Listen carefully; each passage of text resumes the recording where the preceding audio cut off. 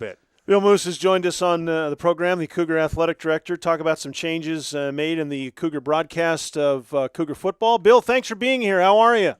I'm doing good. I got a question. Would somebody describe the golden Oreo? Where the chocolate cookie part is, it's vanilla in essence. Now, did they put the chocolate on the inside then? That's a good question. They make them with a chocolate filling, but they also make it with a white filling. Now, quick research has shown us that the Golden Oreo actually came out in 2004. So this isn't as new as we're making it sound, but it is, I guess, new for newer, I guess is a better way to put it. You can get them. You can get them. My curiosity. Yeah, you can get them double stuffed. You can get vanilla. You can get chocolate. I mean, it's just the plain old Oreo is not the plain old Oreo anymore. Well, that's we always like to branch out and try something new. Right, kind of like what you did today. Yeah. Just tell us what's going on with when we tune into 920 this fall. What's going on with Cougar football when we hear the broadcast, Bill? Well, we've revamped our talent there and what our fans are going to hear. We've gone to a three-person crew up in the booth and then a sideline reporter as well. Bob Robertson, who for decades has been the voice of the Cougars, continues in that role, and it's my decision that as long as he wants to be involved with Cougar football, he's going to. As long as I'm the athletic director, he's an icon, and he will continue with us. And then Bud Namick, our own Bud Namick, will be in the booth as well. As our listeners know, and yours as well, Bud is the voice of Cougar basketball and has been doing the sideline work for us, and very knowledgeable of Washington State athletics.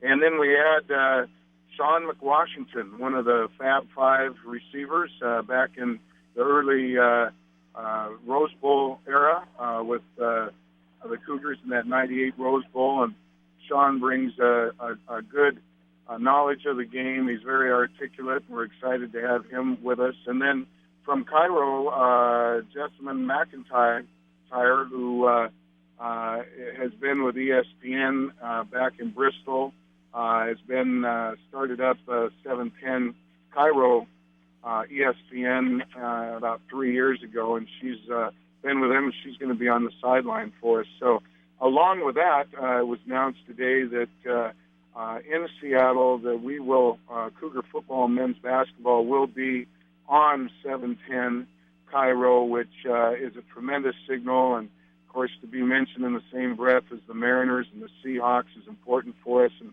I think we're making great strides in that regard. Bill, the one thing that I have heard over the last couple of years is people hoping to get a longer post-game show. Are you revamping the time that Cougar football is on the air? Because I know we've done a 2-hour pre-show with the old road show for an hour, and then the pregame show for an hour leading into the broadcast, and then the post-game. Are you extending the window of Cougar broadcasting from before the kickoff and after the final horn?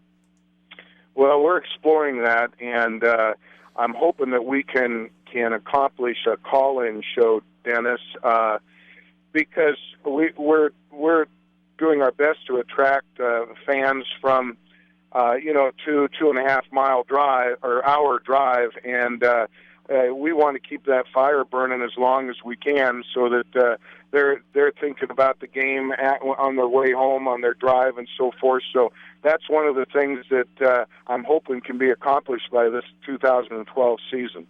Bill, you're adding another voice. You're actually adding two voices to the broadcast booth because Jim Walden won't be part of the broadcast anymore. Why this decision? Why did we decide to pull Jim Walden off and then add two new voices to the booth? Well, I wanted to have a fresh look. If you followed what we're doing with Cougar football, from our uniforms to our stadium to our coaching staff to our offense to our defense to our halftimes, our pregame, how we're marketing it, our replay boards, everything has had a new look and kind of a fresh approach. And I thought a new team with the Cougar broadcast would be would be something good that the fans would like as well. We've got to thank Jim for 11 great years. He's a tremendous Cougar, helped us through some tough times, but I think this approach will work right now, and that's the direction we're going. Sean McWashington is an interesting choice because I don't know much about his radio background. How did you come upon him? How was that decision made that he was the guy that was going to be the color analyst in your broadcasts? Well, I've been intrigued with him since I got to know him, Dennis, actually about 2 years ago.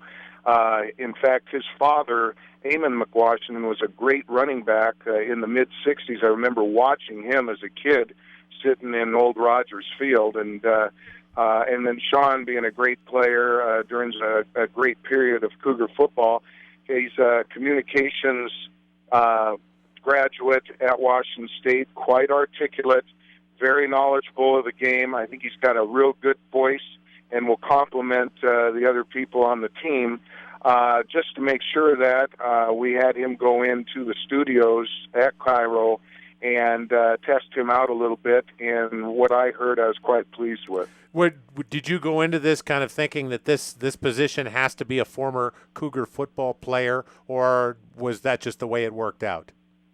No, I that was a priority for me, and someone that the younger generations could relate to. You look back to the '98 Rose Bowl, which was the '97 season. That's getting to be long enough ago that young people in their 30s and 40s all can relate to that, and that's a market that I think we really need to attract, for our ongoing success in the program and to grow it.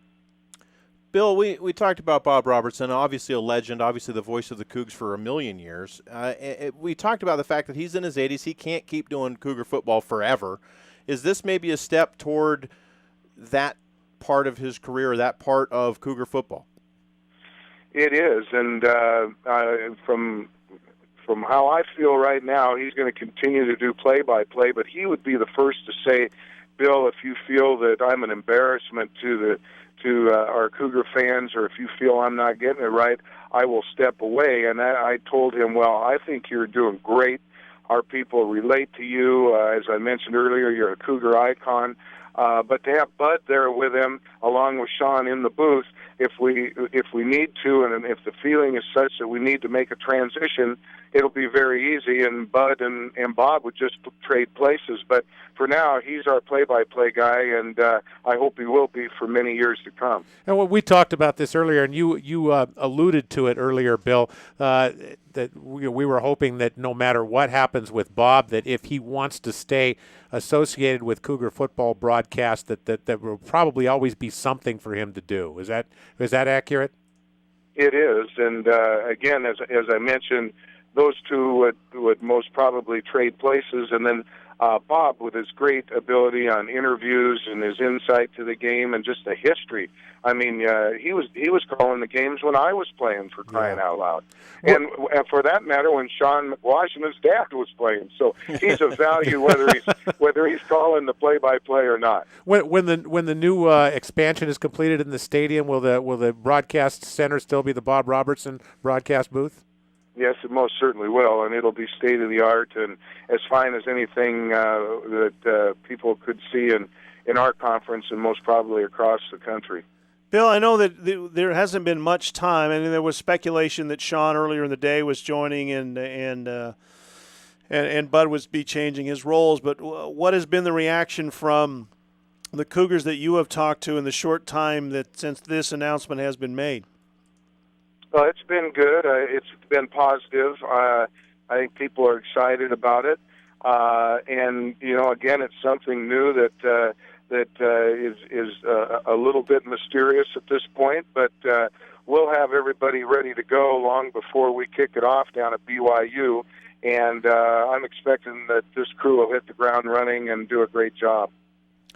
This is coming off of the Cougar spring game, 10,000 people at Albee. What was your reaction to how that all went off? Well, I think we probably had more than 10. There were some turnstile problems, and some people were getting in without being counted. We may have been closer to 12.5 or 13,000. So that's a great response from our fans. We had them coming from Tri-Cities, from the west side of the state, Moses Lake, Wenatchee. But I'm really pleased with the way the Spokane people came out and attended that spring game. It shows that we're making progress in a market that's essential for us to grow and be successful, and it really is an indication, I think, that we're doing things right up there, and we'll continue to have a presence. We'll continue to have our Spokane Week, and we'll continue to culminate that with our Crimson and Gray spring game. Bill Moos joining us here on 700 ESPN, Patchin, Lukens, and Osso, and we are proud to have the Cougars on our sister station, 920 KXOY, and we've been part of the Cougar Broadcast Network for long time. About as long as Bob Robertson. No, not quite that long. At least as long as Lukens. Yeah, at least as long as Lukens and I have been here. So probably the better part of 30 years. Bill, thanks so much for being here. An interesting day, and we appreciate your time.